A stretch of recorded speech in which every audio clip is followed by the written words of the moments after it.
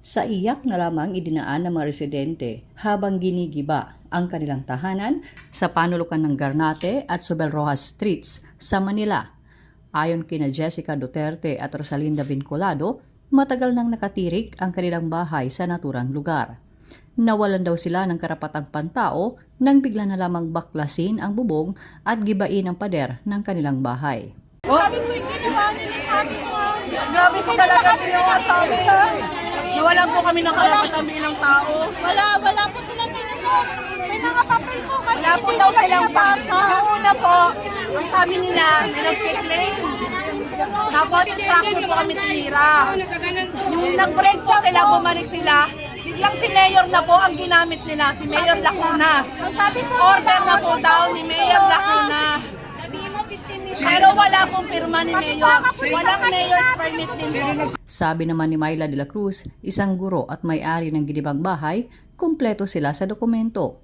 Katunayan, dinidinig pa ang kaso sa korte kaya nakagugulat na may bigla na lamang demolition order. Matagal na pong issue to na i-demolish nila kami. Ngayon po, nag-notice po sila, meron po silang pinakita na demolition order. Ang pakiusap namin, there should be a court order. Meron po kaming kinuha ang abogado na pro bono, pero hindi po nila kami pinapakinggan. Kung makikita nyo naman po, may nakalagay na this is under litigation. Hindi po nila kami pinakikinggan. Pinakikita po nila is survey plan.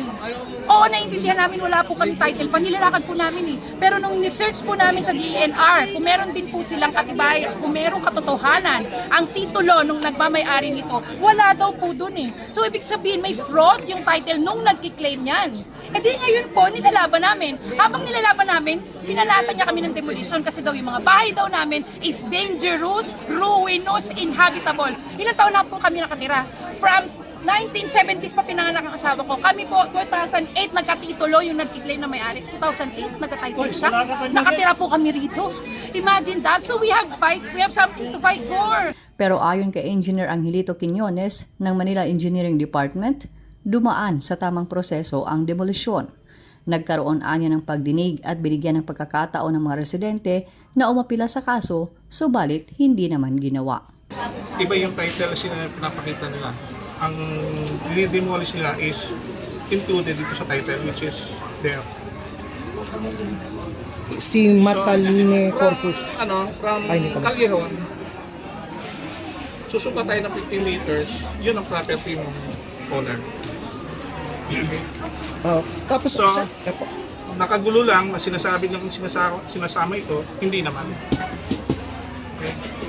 Tiniyak naman ng Presidential Commission for the Urban Poor na may matatanggap na pinansyal na ayuda ang mga apektadong residente. Ayon kay Jen Agoncillo ng PCUP, katumbas ito ng 2 buwang sahod sa mga ordinaryong manggagawa sa Metro Manila. Upon application of police assistance, kailangan mo dumaan sa pre-demolition conference para once and for all, mag-meet yung nagpapagiba at saka po, which is the building of Office of Building Official and the affected families. And then, ang PCUP, we see to it na makuha nila yung assistance. Relocation, in lieu of relocation, kung hindi available ang relocation, which is ang NHA, ang priority is mga flagship project. So, ito, since ay usapin ng private property, kung walang relocation, dapat merong financial assistance na 60 days times minimum wage. So, available po yung financial assistance. Kaya kami nandito to monitor na siguraduhin na ibibigay ng may-ari ang financial assistance. Chona Yu, Radyo Inquirer, Bayang Nagtatanong, Mamamayang Nag-uusisa.